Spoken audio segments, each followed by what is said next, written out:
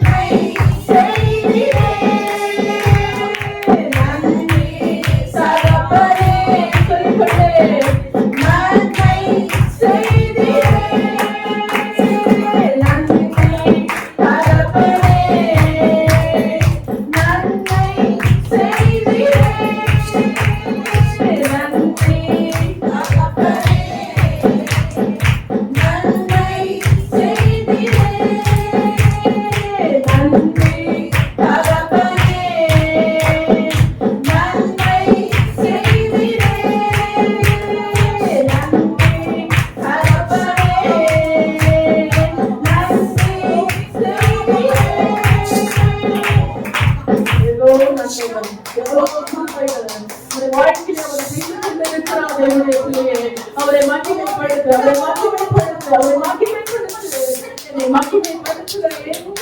வந்து நம்மை ஆசீர்வதிக்க அவர் வல்லமை உள்ளவராய் இருக்கிறார். ஹல்லேலூயா, ஹல்லேலூயா, ஹல்லேலூயா, ஹல்லேலூயா.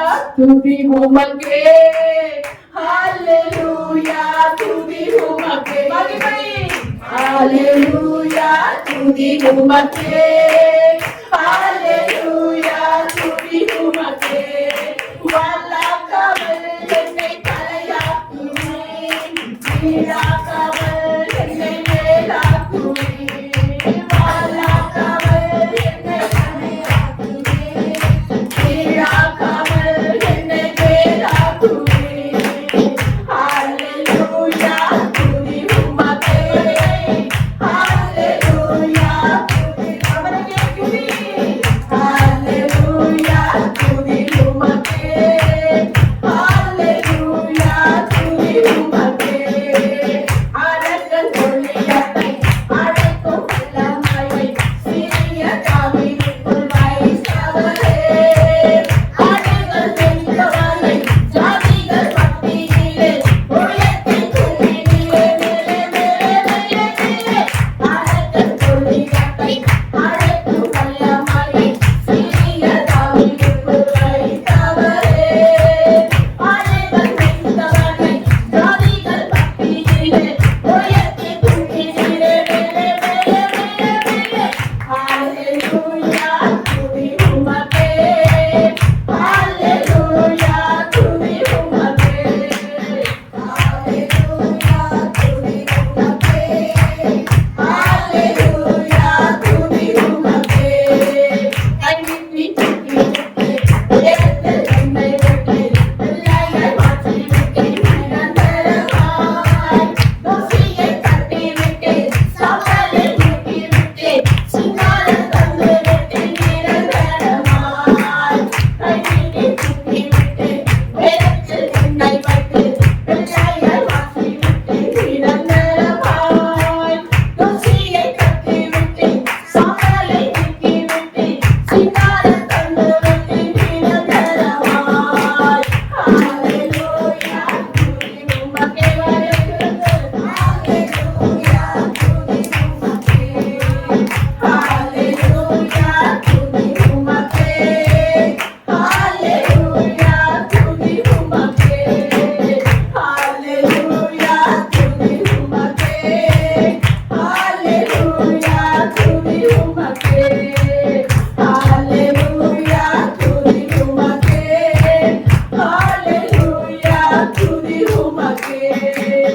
அவருக்கே துதி, அவருக்கே புகழ், அவருக்கே எல்லா விதமான கணங்களும் ஸ்தோத்திரங்களும் உரியவர். அவர் மாத்திரமே நிர்ணயித்தது.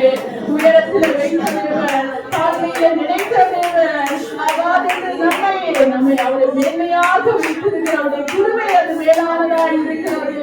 அந்த அன்பை நினைத்து நினைத்து இதயத்தின் ஆழத்திலிருந்து எங்கள் ஆதரவே, எங்கள் அடைக்கலமே,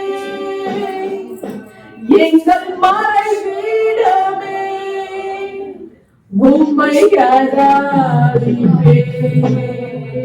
நம்முடைய ஆதரவு அவர்தான், நம்முடைய அடைக்கலம் அவர்தான், நம்முடைய மறைவிடமும் அவர்தான். தேவனுடைய பிள்ளையே, கடந்த மாதமெல்லாம் நம்மை நடத்தி வந்த தேவனுடைய இருதயத்தின் ஆழத்திலிருந்து எங்கள் ஆதரவே, எங்கள் அடைக்கலமே, எங்கள் மறைவிடமே, உம்மை ஆராதிப்பேன். என்னை வல்லடிக்கு நீக்கி உன் கரங்களால் தூக்கி உன்னதத்தில் வைத்ததை மறப்பேனோ. என்னை வல்லடிக்கு நீக்கி உன் கரங்களால் தூக்கி உன்னதத்தில் வைத்ததை மறப்பேனோ. நீ சொன்னதினால் நான் பிழைத்துக் கொண்டேன், நீ கண்டதினால் நான் ஜீவன் பெற்றேன். நீ சொன்னதினால் நான் பிழைத்துக் கொண்டேன், நீ கண்டதினால் நான் ஜீவன் பெற்றேன். எங்கள் ஆதரவே, எங்கள் அடைக்கலமே, எங்கள் மறைவிடமே, உம்மை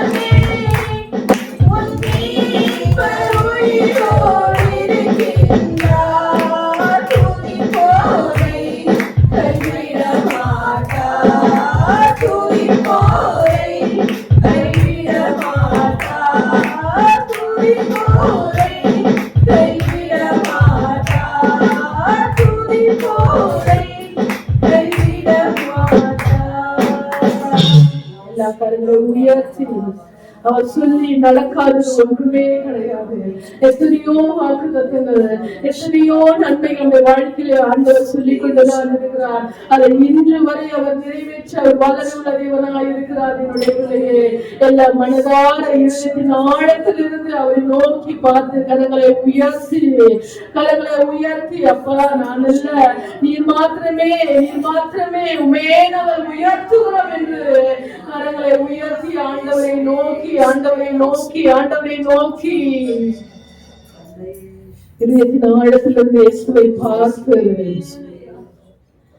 என்ன நடந்தாலும் நன்றி ஐயா, யார் கைவிட்டாலும் நன்றி ஐயா, என்ன நடந்தாலும் நன்றி ஐயா, யார் கைவிட்டாலும் நன்றி ஐயா, நன்றி நன்றி இறைவா நன்றி உமக்கு அர்ப்பணிப்போடு இணையில்லாதே உமக்கு தானே இறைவா நன்றி உமக்கு தானே இணையில்லாதே உமக்கு தானே தேடி வந்தீரே நன்றி ஐயா, தேடி கொண்டீரே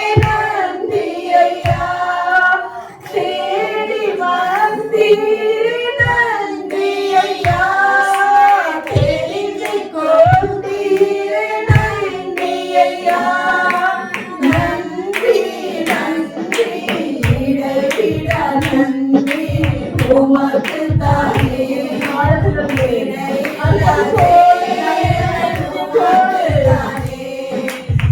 இடைவிட நன்றி உமக்கு தானே இணையில்லா தேவன் உமக்கு தானே என்னை கண்டீர் நன்றி ஐயா கண்ணீர் துடைத்தீர் நன்றி ஐயா என்னை கண்டீர் நன்றி ஐயா கண்ணீர் துடைத்தீர் நன்றி ஐயா நன்றி நன்றி இடைவிட நன்றி உமக்கு தானே இடையில்லா தேவன் உமக்கு தானே இடைவிட நன்றி உமக்கு தானே இடையில்லா தேவன் உமக்கு தானே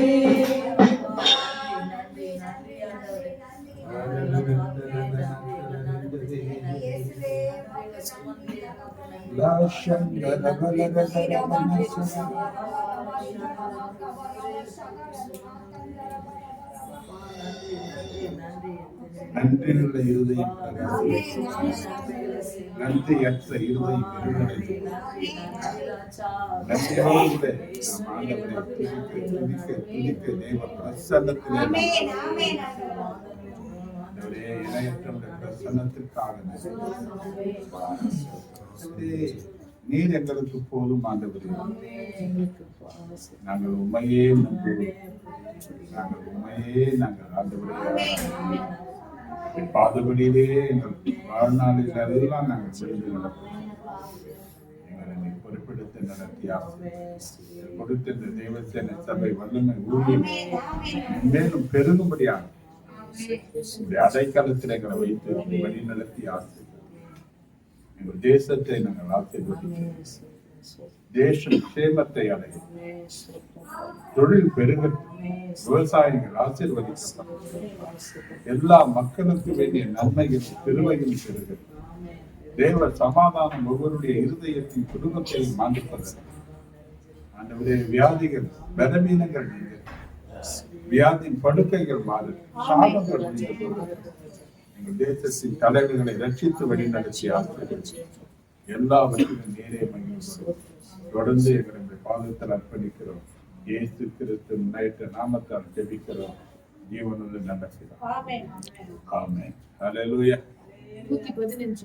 115 சங்கீதம் ஹல்லேலூயா 115 சங்கீதம்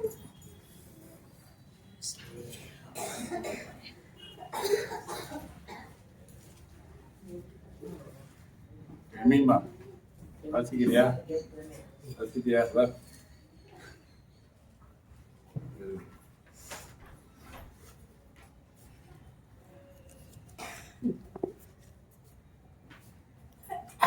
சங்கீதம் 115 சங்கீதம்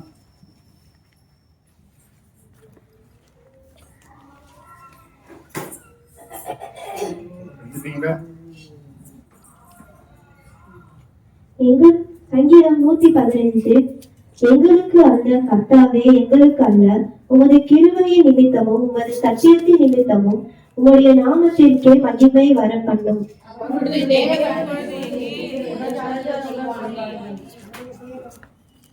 நம்முடைய தேவன் பரலோகத்தில் இருக்கிறார், நமக்கு சித்தமானதையே செய்கிறார்.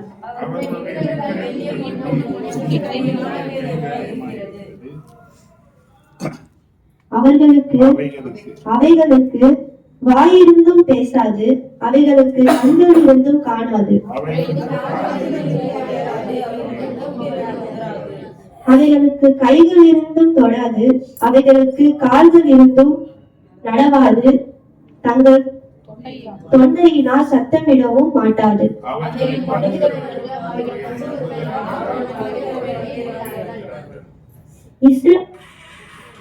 இஸ்ரவேலே கர்த்தரை நம்பு, அவரே அவர்களுக்கு துணையும் அவர்களுக்கு கேடவுமாய் இருக்கிறார்.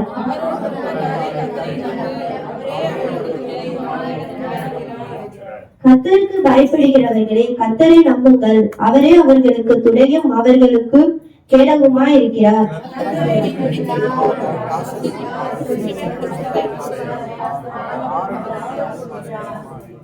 கர்த்தருக்கு பயப்படுகிற பெரியோரையும் சிறியவரையும் ஆசீர்வதிப்பார். வானத்தையும் பூமியையும் படைத்த கர்த்தராலே நீங்கள் ஆசீர்வதிக்கப்பட்டவர்கள்.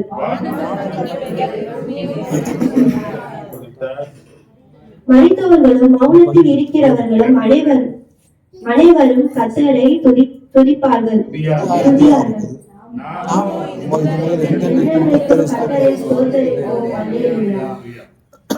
Haleluya. 12வது வசனத்திலிருந்து 15வது வசனம் வரைக்கும் நம்ம வாசிப்போம்.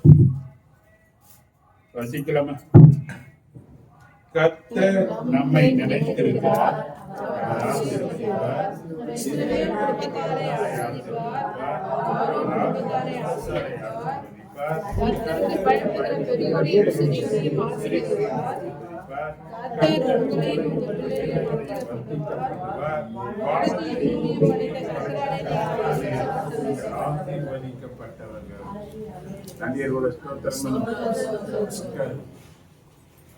சங்கீத தியானம் மகன் தட்டி உற்சாகமா நம்மளோட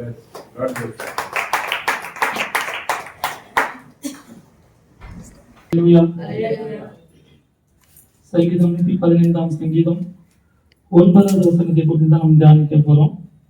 இஸ்ரவேலே, கர்த்தரை நம்பு, அவரே அவர்களுக்கு துணையும் அவர்களுக்கு கேடகமா இருக்கிறார். அல்லேலூயா, ஹல்லேலூயா, அல்லேலூயா. ஹல்லேலூயா. இஸ்ரவேலே, கர்த்தரை நம்பு, அவரே அவர்களுக்கு துணையும் அவர்களுக்கு கேடகமாய் இருக்கிறார். அல்லேலூயா. நம்மளால யாரு? இஸ்ரவேலர்கள், அப்படித்தானே? அல்லேலூயா, ஹல்லேலூயா. நம்ம ஆண்டவரை நம்புறோமா இல்லையா? நம்புறதுனாலதான் நம்ம இந்த இடத்துல வந்து இருக்கிறோம், அப்படிதானே? அப்போ நமக்கு என்ன பண்ணுது? ஒவ்வொரு பிரச்சனைகளும் போராட்டங்களும் நம்ம என்ன பண்ணுது? சூழ்ந்து கொண்டுதான் இருக்கிறது, அப்படிதானே? பிரச்சனைகள் மத்தியில தான் தேவன் நம்மோடு இருக்கிறார். ஹல்லேலூயா, ஹல்லேலூயா. இஸ்ரவேலே, கர்த்தரை நம்பு. நம்முடைய நம்பிக்கை யார் மேல இருக்கிறது? நம்முடைய எண்ணங்கள் எப்படி இருக்கிறது? நம்ம யாரை நம்பி நம்ம வாழ்ந்து கொண்டு இருக்கிறோம்? இப்படிப்பட்ட காரியங்கள் நம்ம என்ன பண்ணுவோம்? சற்று யோசித்து பார்க்க வேண்டிய காரியங்களா இருக்கிறது. ஆனா நம்ம நம்பிக்கை யார் மேல இருந்தா நம்ம எப்படி சரியான பாதையில் நடக்க முடியும் என்பது நமக்கு நன்றாகவே தெரியும். ஆனாலும் கூட நம்முடைய பலத்தை நம்ம என்ன பண்றோம்? நம்ம ஓடிக்கொண்டு இருக்கிறோம். நம்முடைய சுய காரியங்களை குறித்து நம்ம என்ன பண்றோம்? சிந்தித்து கொண்டு இருக்கிறோம். சங்கீதம் 34 சங்கீதம் 8வது வசனம் இப்படியாக தேவன் நமக்கு சொல்லுகிறார், கர்த்தர் நல்லவர் என்பதை ருசித்து பாருங்கள், அவர் மேல் நம்பிக்கையா இருக்கிற மனுஷன் பாக்கியவான். நம்முடைய நம்பிக்கை எப்படி இருக்கணும்? கர்த்தர் மேல இருக்கணும். அவர் மேல நம் நம்பிக்கை இருக்கும் போது நம்ம ஒரு பாக்கியவான்களாக தேவன் நம்மை மாறும்படியான ஒரு காரியத்தை நமக்கு வைத்திருக்கிறார். ஆனால் நம்முடைய நம்பிக்கை எப்படி இருக்கிறது? கர்த்தரை சார்ந்துதான் இருக்கிறது. ஆனாலும் கூட நம் முழுமையாக என்ன பண்றதில்லை? கர்த்தரை நம்புவதில்லை. அப்படி நம்ம நம்பி இருந்தோம் அப்படின்னா இப்படிப்பட்ட பாக்கியங்கள் எல்லாம் என்ன பண்ணிருக்கோம்? நமக்கு வந்து கண்டிப்பாக சேர்ந்திருக்கும். எரேமியா தீர்க்கதரிசி இப்படியாக சொல்கிறார். எரேமியாவின் புஸ்தகம் 17ஆம் அதிகாரம் 7வது வசனம், கர்த்தர் மேல் நம்பிக்கை வைத்து கர்த்தரை தன் நம்பிக்கையாக கொண்டிருக்கிற மனுஷன் பாக்கியவான். ஹல்லேலூயா. நம்ம நம்பிக்கை எப்படி இருக்கணும்? கர்த்தர் மேல வைக்கிறதான ஒரு நம்பிக்கையா இருக்கணும். எந்த ஒரு மனுஷனையும் நம்பி நம்ம நம்பிக்கை வைக்கும் போது நிச்சயமாக நம்ம என்ன பண்ணுவோம்? ஒரு ஏமாற்றத்தை அடைவோம். சோர்ந்து போகிற காரியங்கள் வரும். நம்மளை அவங்க மூலமா நமக்கு பிரச்சனைகளும் வரும். ஆனா தேவன் மேல நம்ம நம்பிக்கை வைக்கும் போது நிச்சயமாக இந்த நம்பிக்கை என்ன பண்ணுது? நமக்கு ஒரு ஆசீர்வாதமாக, நம்மளை ஒரு ஆசீர்வாதத்தின் பாதையை நடத்துகிற ஒரு காரியமாக நிச்சயமாக என்ன பண்ணுவோம்? நம்மளை வழி நடத்துகிற ஒரு காரியமாக தேவன் நமக்கு அதை மாற்றி தருவார். ஹல்லேலூயா. நீதிமொழிகளின் புஸ்தகம் 16ஆம் அதிகாரம் 20வது வசனம். நீதிமொழிகள் 16ஆம் அதிகாரம் 20வது வசனம். விவேகத்துடன் காரியத்தை நடப்பிக்கிறவன் நன்மை பெறுவான், கர்த்தரை நம்புகிறவன் பாக்கியவான். ஹல்லேலூயா. ஹல்லேலூயா. விவேகத்துடன் காரியத்தை நம்புகிறவன் நன்மை பெறுவான். நம்ம ஒருவர் சொல்லுவோம்ல, வேகத்தை விட விவேகம் ரொம்ப முக்கியம் அப்படின்னு சொல்லுவோம்ல. அதுதான் கருத்து சொல்லியிருக்காங்க. விவேகத்துடன் காரியத்தை நடப்பிக்கிறவன் நன்மை பெறுவான். கர்த்தரை நம்புகிறவன் தான் என்ன பண்ணுவான்? பாக்கியவானா இருப்பான். நம்ம கர்த்தரை நம்பாம ஒரு பாக்கியவான்களாக நம்ம இருக்கணும்னு நினைச்சா அது நம்மளால நடப்பிக்க முடியாத ஒரு காரியம். அதுதான் இந்த இடத்துல தேவன் நமக்கு அதை சொல்லி கொடுக்கிறார். நீதிமொழியின் புஸ்தகம் 28வது அதிகாரம் 25வது வசனம்.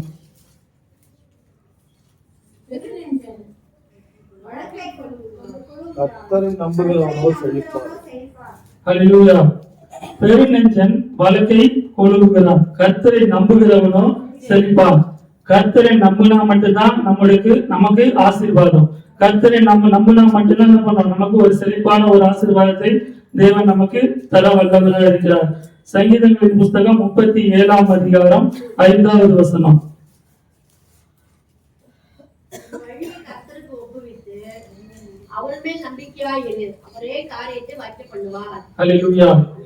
நம்ம இந்த வருடங்களை தொடங்கினோம். இந்த 2025வது வருடத்தை நம்ம தொடங்கினோம். இப்போது முடிக்கிற இடத்துக்கு நம்ம வந்துட்டோம், அப்படிதானே? ஆனாலும் கூட தேவன் நம்ம இந்த கடந்து வரும்படியாக எவ்வளவு காரியங்கள் இருந்தது, எவ்வளவு பிரச்சனைகள் இருந்தது, எல்லாம் நமக்கு மறைக்கப்பட்டதாக இருந்தது. அவைகள் எல்லாவற்றையும் கடந்து வரும்படியாக தேவன் நமக்கு உதவி செய்தார். ஹல்லேலூயா. உன் வழியை கர்த்தருக்கு ஒப்புவித்து, நம்ம இந்த வருடத்தை தொடங்கும் போது நம்முடைய வழிகளை கர்த்தருக்கு ஒப்புவிச்சோமோ இல்லையோ, ஆனால் என்ன பண்ணார்? தேவன் நம்மளை நடத்தி கொண்டுதான் வருகிறார். வழியை கர்த்தருக்கு ஒப்புவித்து அவர் மேல் நம்பிக்கையாகிறே, அவரே காரியத்தை வைத்து பண்ணுவார், அப்படிதானே? நம்ம அவர் மேல் நம்பிக்கை வச்சிருக்கிறோம். அவர் இந்த வருடங்களை தொடங்கும் ஜனவரி மாதத்திலிருந்து 1ஆம் தேதியிலிருந்து இன்னைக்கு வரைக்கும் தேவன், இந்த நிமிடம் வரைக்கும் தேவன் நம்மளை நடத்தி கொண்டுதான் வந்திருக்கிறார். எவ்வளவு ஆபத்தில் மத்தியில் நாம் கடந்து வந்தாலும் கூட நம்ம அவர் மேல வச்ச நம்பிக்கையை விட அவர் நம்ம மேலே என்ன பண்றாரு? நம்பிக்கை வைத்திருக்கிறார். இந்த நம்பிக்கையை நம் வீணாக கழிக்காதபடிக்கு தேவன் அதை நமக்கு அது நன்மையாக தேவன் முடிய பண்ணினார். ஹல்லேலூயா. நீதிமொழியின் புஸ்தகம் 29வது அதிகாரம் 25வது வசனம். மனுஷனுக்கு பயப்படுவனும் கண்ணியை வருவிக்கும், கர்த்தரை நம்புகிறவனோ உயர்ந்த அடைக்கலத்திலே வைக்கப்படுவான். ஹல்லேலூயா.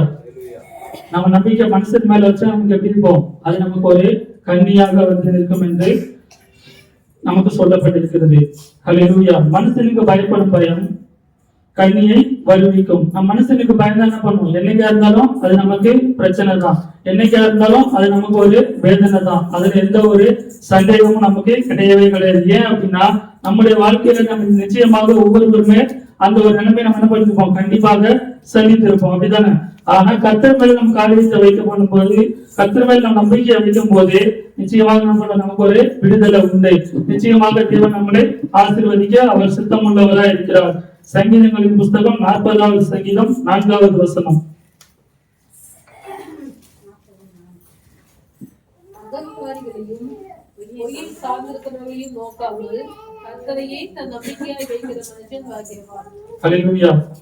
அகங்காரிகளையும் பொய்யை சார்ந்திருக்கிறவர்களையும், இந்த 2 பேரும் எப்படி இருப்பாங்க? இந்த 2 பேர் யாரு? கண்டிப்பாக அவங்க மனிதர்கள் தான், அப்படிதானே? அகங்காரிகளையும் பொய்யை சார்ந்திருப்பவர்களையும் நோக்காமல் நம்ம என்ன பண்ணோம்? நம்முடைய காரியங்கள் எல்லாவற்றையும் என்ன பண்றோம்? மனுஷனுக்கு முன்பாக தான் நம்முடைய காரியங்கள் தெரியணும், மனுஷனுக்கு முன்பாக தான் நம்முடைய வேலைவீனம் தெரியணும் அப்படின்னு நம்ம எதிர்பார்ப்போம், அப்படிதானே? நம்ம ஒரு காரியத்தை என்ன பண்றோம்? முதலாவது தேவனிடத்துல சொல்றோமோ இல்லையோ, மனுஷனிடத்துல நமக்கு விருப்பமான இடத்துல நம்ம சொல்றோம், அப்படிதானே? அது எந்த அளவுக்கு நமக்கு வந்து ஒரு ரகசியங்கள் காக்கப்படுமா இருக்கலாம், அப்படி இல்லைன்னா என்ன பண்ணுவோம்? அநேகருக்கு மத்தியில நம்ம அவமானப்படுத்தக்கூடிய காரியமாகவும் இருக்கலாம். ஆனாலும் நம்ம எப்படி இருக்கக்கூடாது? எல்லா காரியத்தையும் மனிதர்களுக்கு சொல்ற ஒரு பிள்ளைகளாக இருக்கக்கூடாது. ஏன்னா நம்ம தேவ ஜனம் என்று குறிக்கப்பட்டிருக்கிறோம். நம்முடைய எல்லா காரியங்களும் என்ன பண்ணோம்? தேவனிடத்துல நம்ம நம்பி சொல்லும் போது நிச்சயமாக தேவன் நம்மளை நன்மையின் பாதையில நடத்த அவர் வல்லமை உள்ளவராக இருக்கிறார். கர்த்தரை தன் நம்பிக்கையாக கொண்டிருக்கிற மனுஷன் பாக்கியவான் என்று அந்த வசனத்தில் சொல்லப்பட்டிருக்கிறது. நம் நம்பிக்கை முழுவதுமாக என்ன பண்ணும்? கர்த்தரை சார்ந்ததாகவே இருக்க வேண்டும். ஹல்லேலூயா. சங்கீதங்களின் புஸ்தகம் 56வது சங்கீதம் 3வது வசனம், 56வது சங்கீதம் 4வது வசனம், 56வது சங்கீதம் 11வது வசனம். இந்த சங்கீதம் முழுவதும் பாத்தீங்க அப்படின்னா கர்த்தரை நாம் நம்புகிற ஒரு காரியத்தை குறித்து சொல்லப்பட்டதா இருக்கிறோம். நான் பயப்படும் நாளில் உம்மை நம்புவேன். நமக்கு அநேக பயங்கள் உண்டு, அப்படித்தானே? எவ்வளவு பயங்கள் மத்தியில தான் நம்ம வாழ்ந்து கொண்டு இருக்கிறோம்.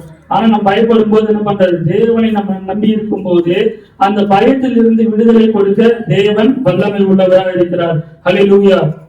சங்கீதம் 56வது சங்கீதம் 4வது வசனத்தில் இப்படியாக சொல்லப்பட்டிருக்கிறது, தேவனை முன்னிட்டு அவருடைய வார்த்தைகளை புகழுவேன், தேவனை நம்பி இருக்கிறேன், மாம்சமானவன் எனக்கு என்ன செய்வான்? நம்ம மனுஷனை நம்பி இருக்கும்போது என்ன பண்ணோம்? பிரச்சனைகள் வரும்போது நம்ம அதை எதிர்கொள்ள முடியும், அப்படித்தானே?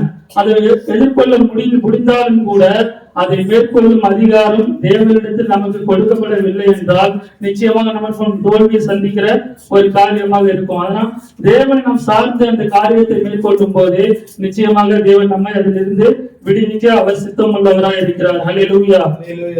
அதே சங்கீதம் 56வது சங்கீதம் 11வது வசனத்தை பாத்தீங்க அப்படின்னா, தேவனை நம்பி இருக்கிறேன், நான் பயப்படேன், மனுஷன் எனக்கு என்ன செய்வான்? ஹல்லேலூயா. தேவனை நாம் நம்பி இருக்கும் போது நமக்கு எந்த ஒரு பாதிப்பு மனசரால் வந்தாலும் கூட அந்த பாதிப்பு என்ன பண்றது? நம்மை மேற்கொள்ளும்படியான ஒரு காரியமாக தேவன் அதை நிச்சயமாக விட மாட்டார். இவை நான் சொன்ன காரியங்கள் எல்லாவற்றிலும் பாத்தீங்க அப்படின்னா நம்ம நம்புகிறது எங்க இருக்கிறது? நம்ம யார நம்புறோம் அதுதான் இருக்கிறது. ஏன் அப்படின்னா இஸ்ரவேலே கர்த்தரை நம்பு என்று தன்னுடைய வார்த்தை சொல்லுகிறது. இந்த வார்த்தை இஸ்ரவேல் ஜனங்களுக்காக நமக்காக கொடுக்கப்பட்ட ஒரு வார்த்தையாக நம்ம பார்க்கிறோம். ஆனா நம்முடைய நம்பிக்கை வேற எங்கேயோ இருக்கிறதுனால தானே அந்த வார்த்தை நமக்கு வருகிறது. ஹல்லேலூயா. இஸ்ரவேலே கர்த்தரை நம்புன்னு சொல்றாரு. அப்ப நம்ம நம்பிக்கை வேற பக்கமா இருக்குது. நம்ம நம்பிக்கை என்ன பண்ணோம்? ஆண்டவரிடத்துல நம்ம திருப்பி நம்ம அதை கொண்டு வரணும். ஹல்லேலூயா. அப்படி கொண்டு வரும்போது நிச்சயமாக தேவன் நம்மை ஆசீர்வாதத்தின் பாதையில அவர் நடத்த அவர் சித்தம் உள்ளவராக இருக்கிறார். ஹல்லேலூயா. ஹல்லேலூயா. அப்போஸ்தலர் புஸ்தகம் 3வது அதிகாரம் 2வது வசனத்திலிருந்து 10வது வசனம் வரைக்கும் பாத்தீங்க அப்படின்னா இதுல ஒரு காரியம் சொல்லப்பட்டிருக்கிறது. இது நமக்கு நம்ம அறிந்த ஒரு காரியம் தான். ஹல்லேலூயா. அப்போஸ்தலர் 3ஆம் அதிகாரம் 2வது வசனம் முதல் 10வது வசனம் முடியும். அப்பொழுது தன் தாயின் வயிற்றிலிருந்து சப்பானியாய் பிறந்த ஒரு மனுஷனை சுமந்து கொண்டு வந்தார்கள். தேவாலயத்திலே பிரவேசிக்கிறவர்களிடத்தில் பிச்சை கேட்கும்படி நாடோறும் அவனை அலங்கார வாசல் எனப்பட்ட தேவாலய வாசல் அண்டையில் வைப்பார்கள். தேவாலயத்திலே பிரவேசிக்க போகிற பேதுருவையும் யோவானையும் அவன் கண்டு பிச்சை கேட்டான். பேதுருவும் யோவானும் அவனை உற்று பார்த்து, எங்களை நோக்கிப்பார் என்றார்கள். அவன் அவர்களிடத்தில் ஏதாகிலும் கிடைக்கும் என்று எண்ணி அவர்களை நோக்கி பார்த்தான். அப்பொழுது பேதுரு, வெள்ளியும் பொன்னும் என்னிடத்தில் இல்லை, என்னிடத்தில் உள்ளதை உனக்கு தருகிறேன். நசரேயனாகிய இயேசு கிறிஸ்துவின் நாமத்தினாலே நீ எழுந்து நட என்று சொல்லி வலது கையினால் அவனை பிடித்து தூக்கி விட்டான். உடனே அவனுடைய கால்களும் கரடுகளும் பலன் கொண்டது. அவன் குதித்தெழுந்து நின்று நடந்தான். நடந்து குதித்து தேவனை துதித்துக் கொண்டு அவர்களுடைய கூட தேவாலயத்திற்குள் பிரவேசித்தான். அவன் நடக்கிறதையும் தேவனை துதிக்கிறதையும் ஜனங்கள் எல்லோரும் கண்டு, தேவாலயத்தின் அலங்கார வாசல் அண்டையிலே பிச்சை கேட்க உட்கார்ந்திருந்தவன் இவன்தான் என்று அறிந்து அவனுக்கு சம்பவித்ததை குறித்து மிகவும் ஆச்சரியப்பட்டு பிரமித்தார்கள். ஹல்லேலூயா. ஹல்லேலூயா. இந்த சம்பவம் எல்லாருக்கும் ஒரு தெரிஞ்ச ஒரு காரியம் தான். ஹல்லேலூயா. பேதுருவும் ஆலயத்துக்கு வரும்போது அந்த பிச்சைக்காரர் என்ன பண்றாங்க? பார்க்கிறாங்க, அப்படிதானே? இவர் எப்போது என்ன பண்றாரு? அந்த இடத்துலதான் இருக்கிறாங்க, அப்படிதானே? அப்போ தேவனுடைய வார்த்தை அவர்களுக்கு சொல்லப்படும் போது அவங்க காதுகளை கேட்டிருக்காரு? நிச்சயமாக கேட்டிருக்கும். ஆனாலும் அவங்களுக்குள்ள என்ன பண்ற ஒரு விசுவாசம் காணப்படுது, அந்த ஒரு நம்பிக்கை அவருக்குள்ள இல்ல. ஆனா பேதுருவும் யாக்கோபு சொல்றாங்க, என்னிடத்துல உள்ளத உனக்கு தருகிறேன், வெள்ளியும் பொன்னும் என்னிடத்துல இல்ல அப்படின்னு சொல்றாங்க. என்னை நோக்கி பாருன்னு சொல்றாங்க. அவன் எந்த ஒரு எதிர்பார்ப்போடு அவரை நோக்கி பார்த்திருப்பான். அதனால நமக்கு இந்த ஏதோ நமக்கு கிடைக்க போகுது அப்படிங்கிற ஒரு எதிர்பார்ப்போடு தான் என்ன பண்ணிருப்பான்? நிச்சயமாக அவங்களை நோக்கி பார்த்திருப்பான். ஆனா அவன் நோக்கி பார்த்ததற்கான நோக்கம் நிறைவேறிச்சா இல்லையா? அவன் நம்பிக்கை நிறைவேறிச்சா இல்லையா? நிச்சயமாக நிறைவேறிச்சு. ஆனா தேவன் நமக்கு என்ன பண்றோம்? நம்மளுடைய காரியங்களை தேவனிடத்துல வெளிப்படுத்துறோம், தேவனிடத்துல சொல்றோம். ஒரு நம்பிக்கையோடு தான் நம்ம சொல்றோம், நம்பிக்கையோடு தான் இந்த காரியங்களை செய்யறோம். ஆனா இங்க அவன் எதிர்பார்த்தது வெள்ளியோ பொண்ணோ அவனுக்கு கிடைக்கல. ஆனா அவன் எதிர்பார்க்காத ஒரு காரியத்தை தேவன் தேவனுடைய மனிதர்கள் மூலமாக என்ன பண்ணாரு, அந்த காரியத்தை அவர்களுக்கு செய்து கொடுத்தாரு. அதே போலதான் நம்முடைய வாழ்க்கையிலும் நம்ம எதிர்பார்ப்போடு கேட்கிற காரியங்கள் ஏராளமா இருக்கும். ஆனாலும் தேவன் நமக்கு சித்தமானது என்னவோ, நமக்கு எது ஆசீர்வாதமோ அதை தேவன் நமக்கு கொடுக்கும் போது அதை ஏற்றுக்கொள்கிற மனப்பக்குவம் நமக்கு இல்லாதனால என்ன பண்றோம், தேவன் மேல் நம் நம்பிக்கை இல்லாம ஒரு தூரமா நம்ம என்ன பண்றோம், காணப்படுறோம். தேவன் மேல் நம் நம்பிக்கை இருந்தது அப்படின்னா நிச்சயமா என்ன பண்ணுவோம், அவர் நமக்கு கொடுக்கிறது ஆசீர்வாதமாக தான் இருக்கும், அவர் நமக்கு கொடுக்கிறது நன்மையாக தான் இருக்குங்கிற ஒரு நம்பிக்கை நமக்கு வரும்போதுதான் அந்த ஆசீர்வாதங்களை நமக்கு வந்து சேரும். ஹல்லேலூயா. அந்த பிச்சைக்கார அந்த முடவன் என்ன பண்றான், அந்த இடத்துலதான் ஆலயத்துலதான் வந்து இருக்கிறான். ஆலயத்துல சொல்லப்பட்ட காரியங்கள் எல்லாமே அவனுக்கு கேட்டிருக்கும், அப்படிதானே? கேட்டிருந்தாலும் கூட என்ன பண்றான், அவனுக்குள்ள அந்த நம்பிக்கை வரல. ஆனா அவன் அந்த சீசர்களை நோக்கி பார்க்கும்போது எப்படி இருந்துச்சு, அந்த நம்பிக்கை அவனுக்குள்ள வந்தது, அப்படிதானே? அந்த நம்பிக்கை வந்ததன் மூலமாக அவர் என்ன பண்றாரு, கை பிடிச்சு தூக்கி விட்டு எழுந்து நட என்று சொல்லும் போது அவர் எழுந்து நடக்க முடிந்தது. ஹல்லேலூயா. அதே போல் நம்முடைய வாழ்க்கையிலும் நமக்கு வருகிற பிரச்சனைகளை மேற்கொள்ளும்படியான காரியங்கள் நம்மளால முடிந்தாலும் கூட தேவனை சார்ந்து நாம் வாழும்போது நிச்சயமாக நமக்கு ஒரு விடுதலை உண்டு. அதே போல மார்க் எழுதின சுவிசேஷம் 5ஆம் அதிகாரம் 25ஆம் வசனம் முதல் 34ஆம் வசனம் வரைக்கும் பாத்தீங்க அப்படின்னா, இங்க ஒரு பெரும்பாலுள்ள ஸ்திரீயை பத்தி நமக்கு சொல்லப்பட்டிருக்கிறது. இவங்க 12 வருடமா ஒரு பெரும்பாலுள்ள ஒரு ஸ்திரீயாக நமக்கு வேதம் நமக்கு காட்டுகிறது. இவங்களுக்குள்ள ஒரு நம்பிக்கை இருந்தது, ஒரு விசுவாசம் இருந்தது. அதனாலதான் என்ன பண்ணாரு, ஆண்டவர் என்ன பண்ணாரு, நம்ம இதுவரைக்கும் ஒரு பார்க்காத ஒரு விசுவாசம்.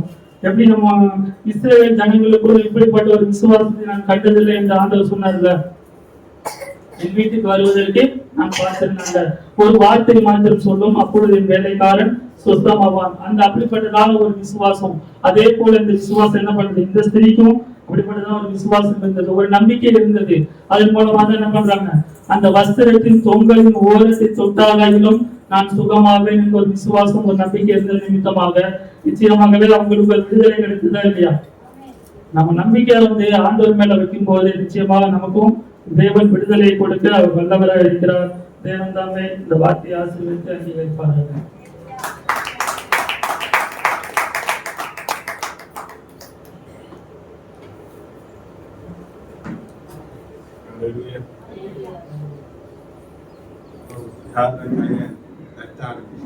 என்ன சொல்லிட்டாரு,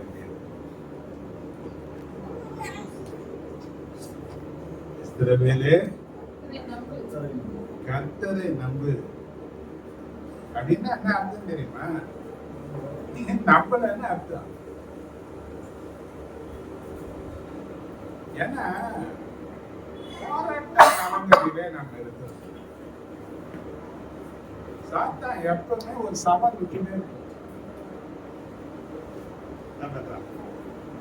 கேட்கும் போது நல்லாதான் இருக்கு, வசனம் ரொம்ப சந்தோஷமா இருக்கு, நிறைய ஆடி கதா காலட்சேபத்தில் கேட்கிற மாதிரி கேட்கறது. ஆனா பிரச்சனை வந்தாதான் அவன் கொத்தரிக்கலாம் கோலியாத்து மாதிரி. இங்க ஏசாயா தீர்க்கதரிசி புஸ்தகம் 36ஆவது அதிகாரம் 4-5 வசனங்களை நீ வாசிச்சிருக்காரு. நம்ம சவால பாரு. அவர்களை நோக்கி, அசீரியா ராஜாவாகிய மகாராஜாவானவர் உரைக்கிறதும் நீங்கள் எசேக்கியாவுக்கு சொல்ல வேண்டியதும் என்னவென்றால், நீ நம்பி இருக்கிற இந்த நம்பிக்கை என்ன? என்ன கேக்குறா? யார் மேல ஒரு நம்பிக்கை? கர்த்தர் மேலயா? என்கிட்ட யாராவது ஜெயிச்சாங்களா பாரு. எவ்வளவு தேவர்களால நான் என்ன பண்ணிட்டேன், நான் ஜெயிச்சிட்டேன். என்னை யாரும் ஜெயிக்க முடியல. அந்த 5வது வசனத்தை நீ வாசித்தீங்க. யுத்தத்துக்கு மந்திராலோசனையும் வல்லமையும் உண்டென்று சொல்லுகிறாயே, அது வாய்ப்பேச்சே அன்றி வேறல்ல. நீ என்னை விரோதிக்கும்படி யார் மேல் நம்பிக்கை வைத்திருக்கிறாய்? நீ என்னை விரோதிக்கும்படி யார் மேல் நம்பிக்கை வைத்திருக்கிறாய்? இதோ நெறிந்த நாணல் போலாகிய ஒரு சேலஞ்ச் வசனம். இது என்ன வசனம்? கர்த்தரை நீ நம்புவியா? அவன் சவால் பண்ணிட்டே இருக்கிறான். பிரச்சனை பிரச்சனை பிரச்சனை பிரச்சனை பிரச்சனை பிரச்சனை கொண்டு வந்து ஆனா நீ கர்த்தரை நம்புகிறவனா இருப்பாயான இந்த பிரச்சனைகளை எல்லாம் அல்லேலூயா, அல்லேலூயா. ஆனா சூழ்நிலையை பார்த்து நீ முழுகி போகிற ஆளா இருந்தீங்கன்னா அலறக்கூடிய நிலையில தான் இருப்பேன். அப்ப வேத வசனம் சொல்றது அவரை நம்பு, அகங்காரிகளையும் பொய்ய கற்ற கொடுக்கிற மனுஷர்களையும் நம்பாத. எனக்கு வெத்து பேச்சு வீணான வார்த்தைகளினால அனுப்புகிற மனுஷனை நம்பாத. நீ கர்த்தரை முழு மனதோடு நம்பு என்று சொல்லி இந்த வருடத்தின் கடைசி ஆராதனையில கர்த்தர் கொடுத்த வாக்கா இந்த வாக்கு. புதிய வருஷத்துக்கு போக போறோம். என்ன நம்பிக்கை? 25 கடந்து கொண்டு இருக்கிறோம், இன்னும் முழுசா கடக்குது இல்லையா? என்ன நம்பிக்கை?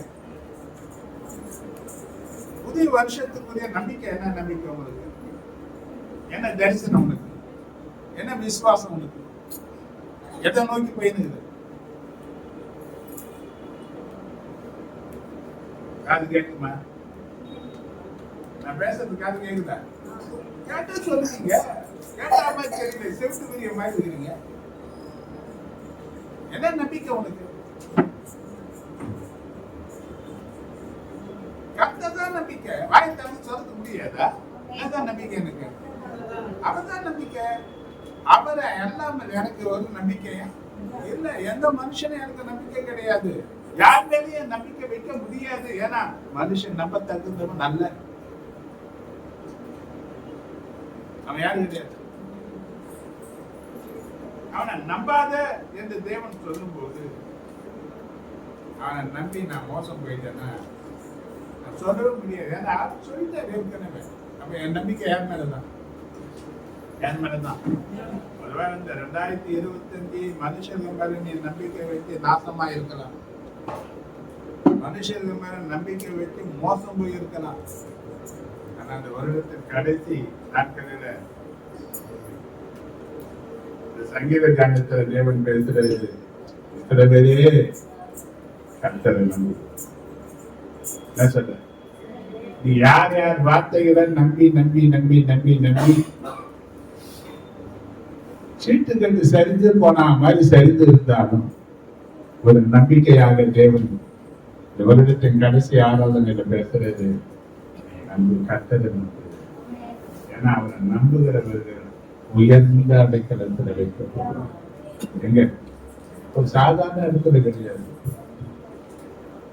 ஒரு மேன்மையை கர்த்தர் நம்முடைய வாழ்க்கையில பெருக பண்ணி ஒரு உயர்ந்த ஸ்தானத்துல கர்த்தர் நம்மளை நிச்சயமாக இருப்பார். ஏன்னா அவர் உயர்ந்த ஸ்தானத்துல இருக்கிறார். அல்லேலூயா, அல்லேலூயா. நம்ம நம்பிக்கை யார் மேல? 1000 பிரச்சனைகள் இருக்கு, 1000 சவால்கள் நமக்கு எதிராக இருக்கு. ஒவ்வொரு காரியத்திலும் ஒரு சவால் இருக்கு. பிசாசனுடைய வேலை கர்ஜிக்கிறது தான், சிங்கம் போல. ஆனா அவன் சிங்கம் கிடையாது. அவன் சில காரியங்களை என்ன கொண்டு வரணும், இதை எப்படி கடந்து போவேன், இதை எப்படி கேட்பேன், இதை எப்படி நீ மேற்கொள்வேன். ஒவ்வொரு பிரச்சனையும் ஒரு கேள்விக்குரிய போட்டு போட்டு போட்டு போட்டு நம்மளை கலங்கடிக்க நினைக்கிறான், நம்மளை பயமுறுத்த நினைக்கிறான், நாம் அந்த பிரச்சனையில ஸ்டக்காய் நிக்க நினைக்கிறான். ஆனா கர்த்தரை நம்புகிற எந்த மனுஷனும் எல்லாவற்றையும் கடந்து போகும். அல்லேலூயா. ஏன்னா வசனம் சொல்லுகிறது, நீங்க உபாகமம் 1:31 நீங்க வாசித்து பார்த்தீங்கன்னா,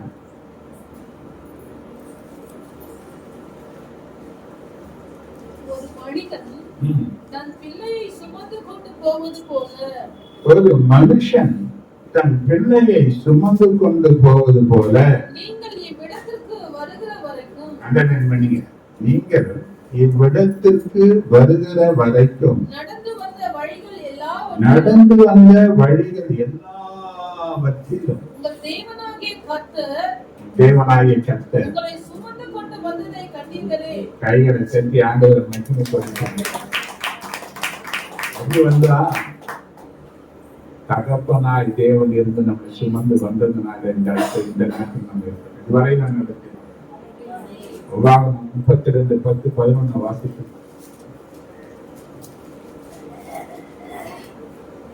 பாழான நிலத்திலும் பாழான நிலத்திலும் ஊழை இடுதல் உள்ள வெறுமையான அவாந்தர வெளியிலும் அவர் அவனை கண்டுபிடித்தார். அவனை நடத்தினார். அவனை உணர்த்தினார். அவனை தமது கண்மணி போல காத்தருளினார். கண்மணியை போல காத்தருளினார். கழுகு தன் கூட்டை கலைத்து தன் குஞ்சுகளின் மேல் அசைவாடி அசைவாடுகிறது போல அவைகளை எடுத்து அவைகளை தன் செட்டைகளின் மேல் சுமந்து கொண்டு போகிறது போல கர்த்தர் ஒருவரே அவனை வழிநடத்தினார். கர்த்தர் ஒருவரே அவனை வழிநடத்தினார். அந்நிய தேவன் அவரோட இருந்ததில்லை. இதெல்லாம் நம்ம நடந்து வந்திருக்காங்க. பார்த்துக்கோங்க, நடந்து வந்த வழிகள் எல்லாம் என்னை சுமந்து வந்த நேசர் யார் சுமந்தது? யார் நடந்துன வழிகள் யார் கூட வந்தது? மட்டும் வந்து இருக்கிறது. இனி ஒருவர் மரண பரியன் நம்முடைய தேவனாக இருக்கிறது. யாரை நம்புவோம்?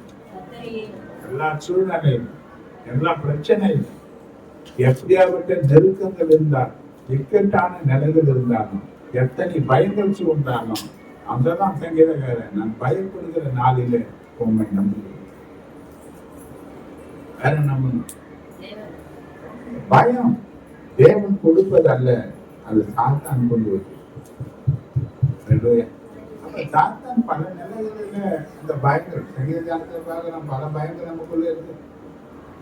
1000 தான் தைரியமா பேசினாலும் சில பிரச்சனைகள் நம்மள அப்படியே கோழையை போல மாதிரி என்ன பண்றதுன்னே தெரியாது. நமக்கு அப்படி ஸ்தம்பித்து போகக்கூடிய அளவுக்கு பிரச்சனைகள் வரும்போது என்ன செய்யுதுன்னு புரியாது. ஆனா வசனம் சொல்லுது, நான் பயப்படுகிற நாளிலே நான் அவரை நம்புவேன்.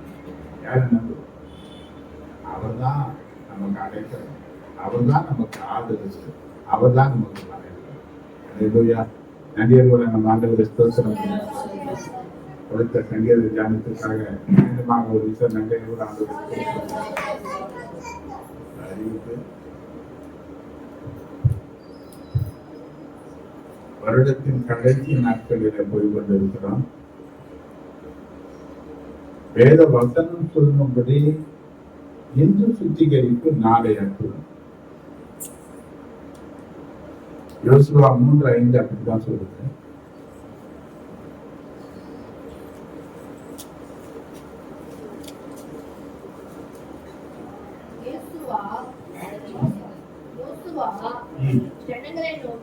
யோசுவா ஜனங்களை நோக்கி உங்களை பரிசுத்தம் பண்ணிக் கொள்ளுங்கள். நாளைக்கு கர்த்தர் உங்கள் நடுவிலே அற்புதங்களை உங்களை சுத்தம் பண்ணீங்கன்னா பரவாயில்ல, பரிசுத்தம் பண்ணிக்கொள்ளுங்கன்னா எப்படி?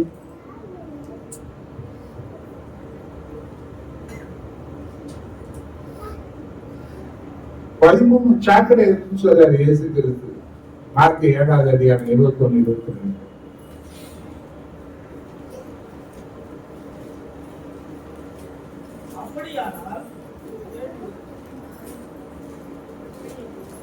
மார்க் 7:21. மனுஷனுடைய இருதயத்திற்குள்ளிருந்து எங்க இருந்து? உள்ள இருந்து. பொல்லாத சிந்தனைகளும் விபச்சாரங்களும் வேசித்தனங்களும் கொலைபாதகங்களும் களவுகள் பொருளாசைகள் துஷ்டத்தனங்களும் கபடு காமவிகாரம் வன்கண்ணு தூஷணம் பெருமை மதிகேடும் புறப்பட்டு வரும். எது வருது? எங்கிருந்து வருது? ஹலோ, எங்க இருந்துங்க? வாய்க்காரங்க சோப்பு போட்டுருவோம், ஷாம்பு போட்டுருவோம். உள்ள என்ன போடுவீங்க?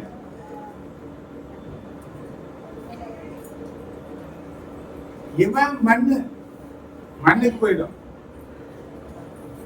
உள்ள இருக்கிறவன் தான் நிஜம். யாரு இவன்? எதுல கரைப்பட்டு இருக்கிறான்?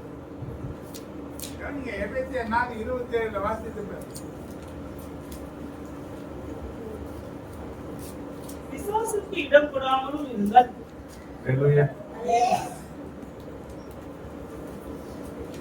5:27 வாசி.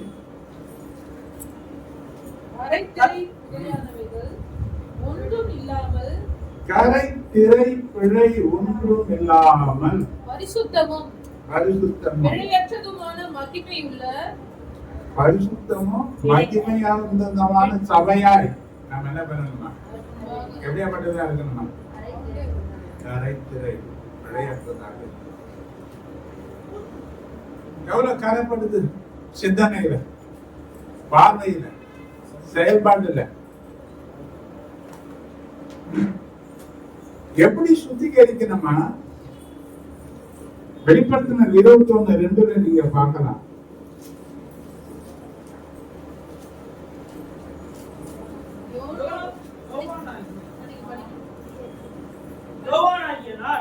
யோவானாகிய நான் புதிய எருசலேமாகிய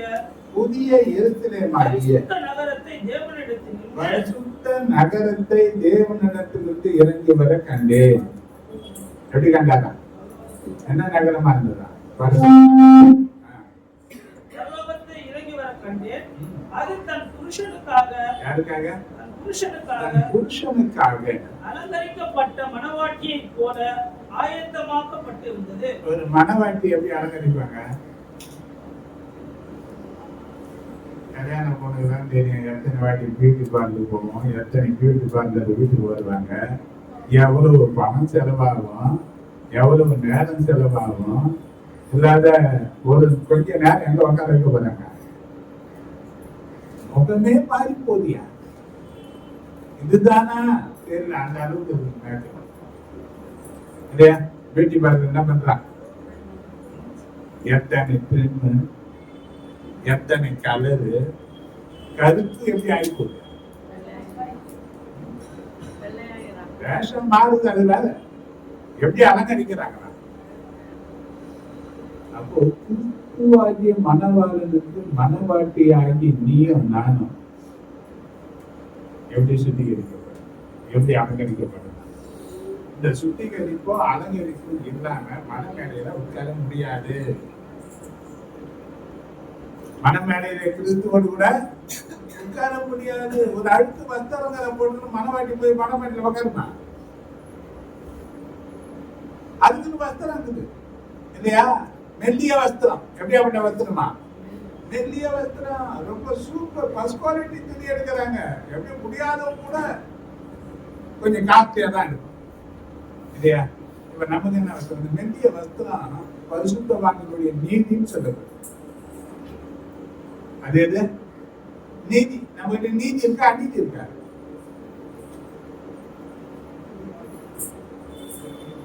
மென்மையான சுபாவம் தான் மொத்த சுபாவம் தான் நம்மகிட்ட. என்ன என்ன வஸ்திரம் இருக்கு?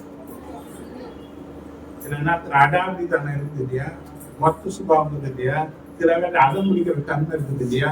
இது நீதிக்கு எதிரானதா? நீதியா? இதெல்லாம் இருக்குது. இதெல்லாம் கரை இருக்குது, விடை இருக்குது. இதெல்லாம் எப்படி சுத்தி இருக்கு? இப்படியே போறீங்களா 26க்குள்ள?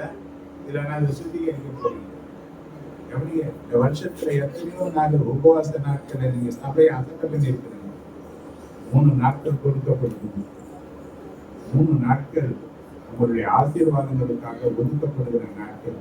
ஏதோ நம்ம சபை மட்டும் கிடையாது, உலகம் எங்கிலும் இருக்கிற சபைகளில ஆவிக்குரிய நிலையில் இருக்கிற சபைகள் தன்னை சரிபடுத்தி. இது மற்றவங்களை பார்த்து கொலை சொல்ற காரியங்கள் கிடையாது. நம்ம நாமே பார்த்து சரி பண்ணிக்கிற காரியம். நம்ம நாமே பரிசுத்தப்படுத்தினா தான் தேவன் பயன்படுத்துகிற பாத்திரமாக மாற முடியும். தேவன் ஆசீர்வதிக்கிற பாத்திரமாக மாற முடியும். அசுத்தம் நிறைஞ்ச பாத்திரத்தை பயன்படுத்த தேவன் முன்னவர்கள். அப்ப 26 மேன்மையான வருஷமா நமக்கு இருக்கணும். எப்படி இருக்கணும்? அப்ப இந்த வருஷத்துல கொஞ்சம் நீ சிந்தித்து பாரு. கடந்து வந்த வழிகளெல்லாம் பாரு. எத்தனை கண்ணீர், எத்தனை வேதனை, எத்தனை ஏமாற்றம், எத்தனை தோல்விகள், எத்தனை நெருக்கங்கள், எத்தனை துரோகங்கள் எல்லாம் நான் பார்க்கிறேன் வரிசையா. சாதாரண நிலையில நம்ம கடந்து வர்றதுக்கு கஷ்டம். இன்னும் பல ஜனங்களை நான் பார்க்கிறேன், இன்னும் பிரச்சனையின் மத்தியில் அப்படியே தான் இருக்கிறாங்க. அதுக்கு வெளிவர முடியல அவனால. ஆனா எவ்வளவு பிரச்சனை இருந்துக்காங்க. நம்ம ஒரு தகப்பனை தூக்கி வந்திருக்காரு. அப்ப இந்த 3 நாட்களும் சும்மா வாங்கிட்ட நீ வந்துரு வந்துரு வந்துரு. நான் வருக டைம் பண்ணல. இது விழுந்து மீண்டும் அந்த 3 நாளும் உபவாச கூட்டம் தான் முடிஞ்ச பிறகு ஆகாரங்கள் இருக்கு.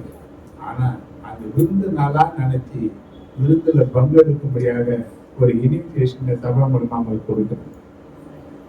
வாங்க, இன்னைக்கு பிள்ளைகளுக்கு லீவு இருக்கு, வேலைக்கு போற ஆட்களா இருந்தீங்கன்னா ஒரு நாள் அது லீவு போட்டு என்ன பண்ணுங்க, கட்டாயம் இதில் பங்கெடுங்க. நிச்சயமா இதுல கட்டாயம் எல்லாரும் பங்கெடுத்து சேர வேண்டும். இந்த காரியத்துல கர்த்தரை ஆசீர்வதிப்பார்.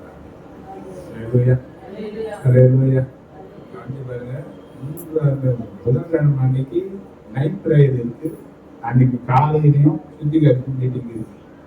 ஏன்னா புதன்கிழமை தோறும் நமக்கு உபவாச நாட்களா இருக்கிறதுனால அன்னைக்கு நைட் பிரேயர் இருக்குன்னு சொல்லி முடிக்க முடியாது. அன்னைக்கு நிச்சயமா வாங்க, கரெக்டா 1 மணிக்கெல்லாம் நம்ம முடிச்சு போலாம், முடிச்சு திரும்ப அலையலூயா அலையலூயா. 3 நாளும் ஆகாரங்களை பொறுப்பெடுத்துக் கொண்டாங்க. மேல எதுவும் வைக்கிறதுக்கு ஒன்றும் கிடையாது இருக்கு. அதே போல நைட் பிரேயர்ல வருஷம் நம்ம எதையாயும் வாங்கி பகுத்துக்குவோம்.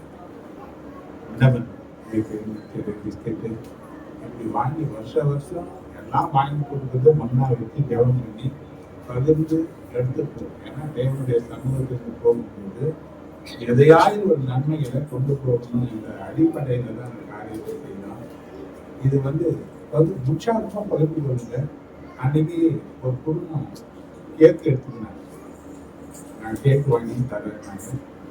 நீங்க வேற ஏதாவது வாங்கினா, ஏதாவது வாங்கி சாப்பிட திரும்ப ஏதாவது வாங்கினா நீங்க செய்யலாம். எல்லாரும் அந்த பங்கெடுங்க, அது உங்களுக்கு ஆசீர்வாதமாக இருக்கும். அல்லேலூயா அல்லேலூயா. எதை செய்தாலும் மனுஷனுக்கு செய்யாம மனப்பூர்வமா கர்த்தருக்கு செய்யுங்க. மனுஷன் எந்த நன்மையும் தெரிஞ்சு தரமாட்டான், கர்த்தர் நிச்சயமாக தருவார். அல்லேலூயா. இதை நான் அறிக்கை சொல்லிட்டேன், பட் சொல்றேன். ஏன்னா சில பேர் சொல்றாங்க, பார்த்து நீ ஒன்று சொல்லியே பார்த்து சொன்னாதான் செய்யணும்னு அர்த்தம் கிடையாது. இதெல்லாம் நாமளே ஓந்து செய்ய வேண்டும். நானா கணிதான் நான் பண்ணனா, இது நம்முடைய சபை, நம்முடைய குடும்பம், தேவ சமூகத்துல நாம தான் இருக்கிறோம். நான் என்பது இல்லை, நாம் என்பதுதான் சபை. இது எல்லாருக்கும் பங்கு இருக்கு. எல்லாரும் அதுல நீங்க கலந்துக்கணும், எல்லாமே செய்யணும், எல்லாமே பகிர்ந்து செய்ய நிச்சயமாகவே ஆசீர்வதித்து மேலும் நினைப்படுத்த தேவ சமூகத்தை ஜெபம் பண்ணுவேன். நிச்சயமா ஜெபம் கேட்கப்படும். சாட்சி நேரம் சாட்சி இருக்கிறவங்க சுருக்கமா அந்த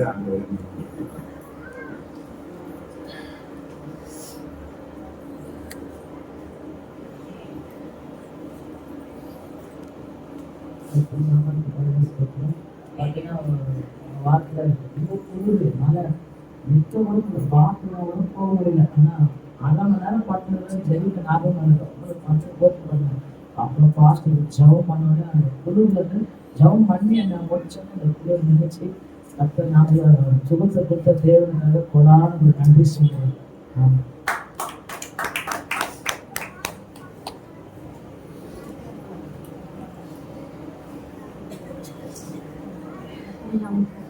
தேவன் தாமே இந்த வருடம் முழுவதுமாக ஒவ்வொரு நாளும் தேவன் நடத்தி வந்தார். அதுக்கு அநேக படைகள் இருந்தாலும் தேவன் தாமே என் கிருபை உனக்கு போதும், உன் படைவெளித்திலே பல பூரணமாய் விலகும் என்று சொல்லி தேவன் தாமே நடத்தி வந்தார். வீட்டு போகும்போது வரும்போது தேவன் தாமே என்று முன்னும் பின்னும் வளரை விடுங்க தேவன் பாதுகாத்து நடத்தி கொண்டு வந்தார். நாட்களிலே தேவன் தாமே இந்த வருடம் முழுவதுமாக தேவன் செய்த முடியாத நன்மைகளுக்காக கர்த்தரை ஸ்தோத்திரிக்கிறேன். மட்டுமாக இன்னும் சொன்னார், ஊழிக்காருக்கு அநேக பலவீனங்கள் இருந்தாலும் அநேக டெஸ்ட்டுகள் இருந்தாலும் டெஸ்ட்டுக்கு போகணும். நான் சொல்றேன், டாக்டர் கொடுக்குற டெஸ்ட் அது ஒரு பக்கம் இருந்தாலும் தேவன் தான் எல்லாவற்றிலும் நேர்த்தியாய் தேவன் செய்தி மட்டுமாக அப்பா பரிபூர்ண சுகத்தோடு பலத்தோடு ஆரோக்கியத்தோடு தேவன் நடத்தி வந்தார். இந்த வருடம் முழுவதுமாக தேவன் செய்த ஒவ்வொரு நன்மைகளுக்காக கர்த்தரை ஸ்தோத்திரிக்கிறேன். நாமே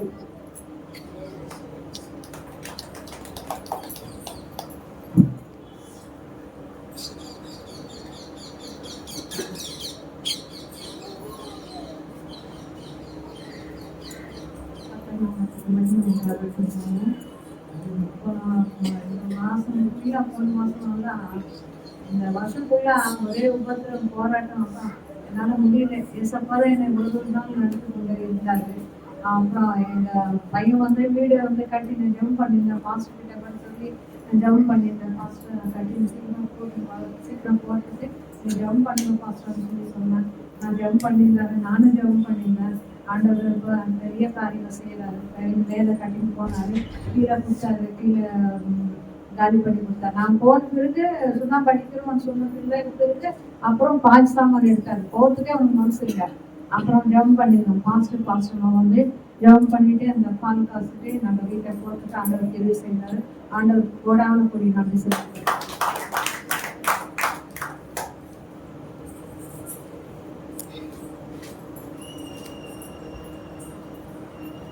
நண்பர்கள் பெற்றவங்க யாரும் இல்லையா? நான் ஒன்னாவது சொல்லிக்கிறேன்.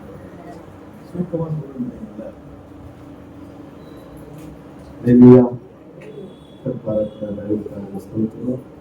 மற்றும் நாலு முதல் இதுவரைக்கும் சட்டம் நடத்திருக்கிறார். குடும்பத்தில் நடத்திருக்கிறார். எல்லா விதத்திலும் இன்னைக்கு வந்து எங்கள் அப்பாவுடைய நினைவு நாள் 2வது நினைவு நாள் கூட எங்கள் அப்பா சாதாரணமாக வந்து பார்த்தீங்கன்னா கிறிஸ்துவ நம்புறது கிடையாது. நாங்கள் சபைக்கு வந்து போகிறத பார்த்து அதுக்கப்புறம் என்னுடைய சில நாங்கள் பேசுகிற வார்த்தைகள் நம்ம கிறிஸ்துவ வைத்திருக்கிறது விசுவாசத்தை பார்த்து தான் எங்கள் பண்ண பண்ணாருன்னா ரசிக்கப்பட்டது. ஏன்னா தங்கச்சிக்கு அப்போ திருமணம் ஆகாமல் இருந்த காரணத்தான் ஆண்டவரையும் சொல்றீங்க. ஆனால் இன்னும் வந்து ஒரு திருமணக்காய் நடக்குது. ஆண்டவர்னு சொல்லுவார், உன் வாழ்க்கை இருக்குது. இப்படி வந்து எங்கள் அப்பா எங்களுக்கு கேட்ட நாட்கள் நான் ஒரே ஒரு பதில் தான் அடிக்கடி சொல்லுவேன். நீங்க எங்களுக்கு என்ன பண்ணியிருக்கீங்கப்பா? ஒரு 2 கம்பெனி பதில் சொல்வீங்க. நீங்க என்ன பண்ணியிருக்கீங்க? அதுலேருந்து ஒரு 10 வயசுக்கு அப்புறம் எங்கள் அப்பா வந்து விவசாயம் பண்ணதே இல்லை. எங்களுடைய பக்கத்துக்குள்ளே ஞாபகமே இருக்கு. சின்னதில் பண்ணியிருக்காரு, ஒரு 10 பண்ணியிருக்காரே ஞாபகம் இருக்கு. அப்போ நான் கேட்டேன், எல்லாமே ஒருத்தருக்கு எல்லாம் செய்யல, எல்லா தகப்பனையும் தாயும் கூட என்ன பண்ணுறா, இன்னைக்கு ஹாஸ்டலில் கூப்பிட்டு வைக்கிறதா, நான் ஏன் பார்க்கணும்னு கேட்குறான். நான் எதுக்கு உங்களுக்கு நன்மை செய்யணும்னு கேட்குறேன். எதுவுமே பண்ணனாலும் நான் உங்களுக்கு கூப்பிட்டு வச்சு இதே மரியாதை குறையாக நடத்திருக்கிறேன். எப்படி பார்த்துக்கணும். இது காரணம் என்னன்னா, நான் கிறிஸ்துவ வார்த்தை எனக்கு தந்தையும் கனம் பண்ணணும், நன்மை உண்டாகணும், ஆயுசு காத்து சொல்லிட்டு தந்தையும் தாயும் கனம் பண்ணணும்ன்ற அந்த ஒரே வார்த்தைக்கு தான் நான் கூப்பிட்டு வச்சு நான் பார்த்து இருக்கிறேன் அப்படின்னு அடிக்கடி அந்த வார்த்தையை நான் சொல்றது. அப்பதான் இந்த மாரி அந்த அன்பு தான். இதே போல பார்த்தீங்கன்னா சொன்னாங்க பேசுவாங்க, சொன்னா பண்ணுறாரு, நீங்க மன்னிச்சாங்க. இப்படி இந்த மாதிரி வந்து மன்னிப்பு, இந்த மாதிரி வந்து அன்பு, இந்த மாதிரி ஒரு அரவணைப்பு இதெல்லாம் தான் அவர் என்ன பண்ணிக்கிறார். கிறிஸ்துவுக்கு ஏற்றுக்கொண்டாரு. ஏற்றுக்கொண்டு ஏஜில் சொல்லியிருந்தோம். ஒரு சூழல் பாஸ்டர் தான் எங்கள் அப்பாவுக்கு பேர் வச்சாரு. அவர் தேவ நேசன்னு அவர் பேர் வச்சார். மனுஷன் கிறிஸ்துவை ஏற்றுக்கொண்டா அவனுடைய மரணம் எப்படி இருக்கும் அப்படின்றத பார்த்தீங்கன்னா நான் பார்க்கிறேன். ஏன்னா அநேகமான எங்கள் குடும்பங்கள்ல ஒரு கடைசி நிலை என்று சொல்லலாம். எங்கள் அப்பாவாக நாங்கள் கூட கொஞ்சம் மேலே வந்துருக்கிறோம். அப்போ வந்து கடைசி நிலை இங்கே எத்தனை கடைசி விட போட்டுருக்காங்க. எங்கள் அப்பா அப்படின்னாக்கா திரும்ப சொல்றாங்க, ஒரு மனிதன் கிறிஸ்துவை நம்பிட்டான்னா அவனுடைய இறப்பும் ஆகட்டும், வாழ்நாள் ஆகட்டும், ஏன்னா அவர் கடைசி நாட்கள் ஏற்றுப்பாங்க. அவர் இறப்பு வந்து பாத்தீங்கன்னா நிச்சயம் அவர் எப்படி இருக்கும் நாங்க யாருமே எதிர்பார்க்கல. அவருடைய சொந்தக்காரங்க, அண்ணன் தம்பி, அவங்க அக்கா தங்கச்சிங்க யாருமே அப்படி எதிர்பார்க்கவே இல்லை. அவரும் மிக மகிழ்ச்சியா கற்றுதான் போறாரு. எல்லாருமே கேட்டாங்க, இப்படி ஒரு இப்படி வந்து தேவேந்திரனுக்கு வந்து ஒரு நடக்கும், அதாவது இறப்பு காரியம் இவ்வளவு நேர்த்தி அடக்கிற எதிர்பார்க்கறதுன்னு வாய்விட்டே சொன்னாங்க. அதே போல வந்து பார்த்தா நம்ம ஐயா வந்து இதுல இவ்வளவு நிதானமா வந்து நான் நடத்துகிறேனா அப்படின்னு சொன்னேன். இப்படி எல்லாவற்றையும் கற்று. ஏன்னா அப்பா வந்து ரொம்ப கடினமான சூழ்நிலை. எனக்கு தெரிஞ்ச ஒரு வெற்றின்னு ஒன்று பார்த்தே இருக்க மாட்டேன். ஆனா அவர் மரணம் கிறிஸ்துவுக்குள்ளாக வெற்றியா இருந்தது நான் பார்த்தேன். ஒரு மகனா பார்த்தா மகன் எனக்கே பயம் தான். நான் இன்னும் சொல்லுவேன், ஹாஸ்பிட்டல் சாப்பிட எனக்கு பயம். ஏன்னா எனக்கு காசு இல்லை. நேரத்துல கத்துறா நம்ம எல்லாவற்றையும் கத்துற அந்த காலகட்டத்தில் அந்த நேரத்துல எனக்கு எல்லாவற்றையும் செஞ்சு எனக்கு நான் நம்புற அவர் நாளை எனக்கு கைவிடாத அவர் நம்பினார். அவரையும் அவர் கைவிடல. 2ஆம் ஆண்டு நினைச்சு பார்க்கிறோம். பக்கம் வந்து இன்னும் கொஞ்ச நாள் இன்னும் இருந்துட்டா நல்லா இருக்குமே அப்படின்னு நினைச்சார். ஆனால் ஒருவருக்கு எல்லை கூட நியமிக்கப்பட்டிருக்கிறது. அது ஒருவரும் என்ன பண்ணிட முடியாது, தாண்ட முடியாது. அவர் எல்லைக்குள்ள கட்ட அவர் பூரணமாக 71 வயசு கிட்ட என்ன பண்ணாரு, நினைவு கூறுறார். பாராட்டு எல்லா தயவுக்கும் அந்த இறப்பு காரியத்தை கத்த மகிமே நடத்தி கொடுத்தார். இன்னைக்கும் அந்த நினைவு கூறுறேன். அந்த வந்தா ஒரு அவ்வளோ கஷ்டம் கிறிஸ்தவனா மாறிடலான்னு இருக்கிறேன். கேட்டா நீங்க எப்படி, நான் கிறிஸ்தவன், நல்ல அப்பாவா கெட்ட அப்பாவெல்லாம் எனக்கு தெரியாது. நான் நல்ல மகன், எனக்குள்ள கிறிஸ்து இருக்கு, நன்மை எங்களுக்கு உண்டாகணும். தந்தையை தானே கனம் பண்ண வசனம் சொல்லி இருக்குது. அதன் பிரகாரம் நாங்கள் இதை செய்கிறோம்னு சொல்லி அந்த இடத்துல கிறிஸ்துவ நிச்சயமா மகிமைப்படுத்தணும்னு நாங்கள் நம்பணும். கத்தர் எல்லா தைரியத்தாலும் கொடுக்குறோம். அதனால இன்றைக்கு எங்க அப்போட நினைவு நாள்னால சபையா எங்க குடும்பத்தின் சார்பாக டிஃபன் காரியத்தை நாங்களே எடுத்துக்கலாம் அப்படின்னு சொல்லிட்டு சொல்லியிருக்கிறோம். வெளியே 14 லட்சம் சூழலில் அதனால சபையாரோட கூட நடத்துகிறோம். காரியத்தை பகிர்ந்து கொடுக்குறோம். எல்லாரும் இருக்கு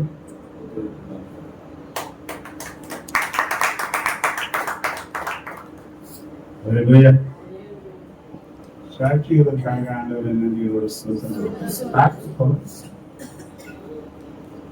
ஏன்னா ரோமர் 1:21 நான் பார்க்கிறேன். அவர்கள் தேவனை அறிந்து அவரை தேவன் என்று மகிமைப்படுத்தாமலும் தோத்தறியாமலும் இருந்து தங்கள் சிந்தனைகளினாலே வீணரானார்கள். உணர்வில்லாதவர்களுடைய இருதயம் இருள் அடைந்து, யாருடைய இருள் அடைந்து, இருள் எங்கே அந்த சாத்தான் கட்டப்படுகிற அதிகாரம் வெளிச்சமாகிய தேவன் நமக்கு நான் சொல்றேன், நம்முடைய வாழ்க்கையில நாம் நடந்து வரக்கூடிய எல்லா நிலைகளும் தேவன் முன்குறித்து இருக்கிற அவர் எல்லாமே நல்லா ஒரு அணு கூட ஆசையா எல்லாம் அவர் தான் நம்ம நடத்துறாரு. எந்த அளவுக்கு என்னை நீ நடத்துகிறீர் ஆண்டவரே என்று சொல்லி நன்றி உள்ள அந்த இருதயம் உணர்வோடு கூட தேவனை நோக்கி பார்க்குதோ அந்த மனிதனுக்கு கர்த்தர் நல்லவராகவே இருக்கிறார். சொல்றோம் நம்ம சொல்றோம், ஒருத்தர் நீங்க ஒரு நன்மை செய்தானே வைங்க, 4 பேர் பார்க்கும் போதெல்லாம் அந்த பிரதர் மாத்திரம் நீ செய்யறேன், அந்த பிரதர் மாத்திரம் நீ வரேன், பிரதர் மாத்திரம் 4 பேர் மக்களை சொல்லும் போது நிச்சயமாகவே அந்த மனுஷனுடைய இருதயம் குழு நம்ம செய்து வீணா போல ஒருவேளை அவன் திரும்ப எனக்கு செய்யலான்னா கூட அந்த செய்தது மறக்கலாம். இனி ஒரு காரியம் வந்தாலும் அவங்க நிச்சயமா செய்த ஒரு அப்படிதான் அந்த நன்றியுள்ள இருதயத்தை நம்ம பேசினா இருக்கிற 4 பேர் இதான் சாட்சி. எது சாட்சி? சத்தம் செய்யறார் 25ஆம் தேதி போன பிறகுதான் போட்டாங்க.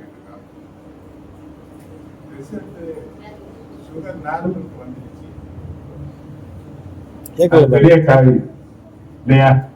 சுகர் நார்மலுக்கு வந்தது. ஏன்னா திருப்பியும் கிட்னி டாக்டருக்கு அனுப்புறது காரணமே சுகர் அதிகமாயிடுச்சு. அந்த உப்பு லெவல் ஓரளவுக்கு கூடி போச்சு. அந்த உப்பு லெவல் குறையணும்னு சொன்னா சுகர் குறையணும்னு சொன்னாங்க. அப்ப அந்த சுகர் குறையிறதுக்கு நான் எவ்வளவு முயற்சி பண்ணிட்டு இருந்தேன். ஆனாலும் அந்த குறைஞ்ச மாதிரி இல்லை. ஆனா மீண்டுமாக தேவனிடத்துல வைராக்கியம் ஜெபம் பண்ணி என்னோட டாக்டர் கிட்ட போகணும். ஆனா நான் அந்த தீர்மானம் பண்ணணும், கட்டாயம் இதெல்லாம் பண்ணி ஆகணும், குறைச்சுதான் ஆகணும். இந்த மாசம் நாங்க போகும்போது பார்த்தவொடனே சொல்லிட்டாங்க சுகர் எல்லாம் நார்மலுக்கு வந்துருச்சு. 2 மாசம் கழிச்சு நீங்க செக்கப்புக்கு வந்தா போதுன்னு சொல்லி எடுத்துட்டாங்க. கர்த்தர் இந்த காரியத்துல எனக்கு நன்மை செய்தபடினாலே நன்றி. மாத்தினால இந்த வருஷத்துல எத்தனையோ பலவீனங்கள் எனக்கு இருந்த போதிலும் கூட தேவன் எனக்கு கொடுத்த ஊழியத்தை எல்லாம் செய்து நிறைவேற்ற எனக்கு கிருபை. பலவீனம் என்று சொல்லி ஒரு நாள் கூட ஊழியத்தை நான் தள்ளி வைக்காம கர்த்தர் எல்லா நிலையிலையும் என்னை சேர்த்து அரவணைச்சு கொண்டார். கர்த்தர் எனக்கு செய்த நன்மைக்காக. கூடவே மனைவியா இருக்கிறாங்க, அவங்களை பற்றி தெரியும். சும்மா சாதாரண வயசுல நான் விழுந்துருவாங்க.